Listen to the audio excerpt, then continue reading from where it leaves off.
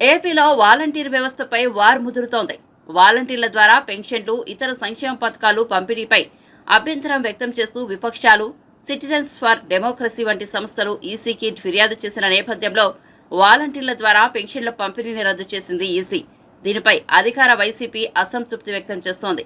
పేదలకు ఇంటి వద్దకు సంక్షేమ పథకాలు అందటం ఇష్టం లేకే వాలంటీర్ వ్యవస్థపై చంద్రబాబు కుట్ర చేస్తున్నారని ఆరోపిస్తున్నారు. పెన్షన్ల పంపిణీకి ప్రభుత్వం వద్ద నిధుల లేకే ఈ డ్రామా ఆడుతోందని ప్రతిపక్ష టీడీపీ ఆరోపిస్తోంది.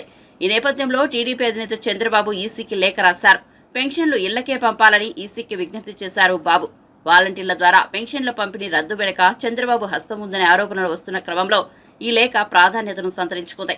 అయితే పెన్షన్ల పంపిణీ కోసం ప్రత్యామ్నాయాలను వాడుకోవాలన్న ఈసీ ఆదేశంతో ఏపీ ప్రభుత్వం సచివాలయాల వద్ద పెన్షన్లు పంపిణీ చేయాలని నిర్ణయం తీసుకుంది. సచివాలయాల వద్దకు రాలేని వృద్ధులు, వికలాంగులకు సచివాలయ సిబ్బంది ద్వారా ఇంటి వద్దకు పంపాలని నిర్ణయించింది.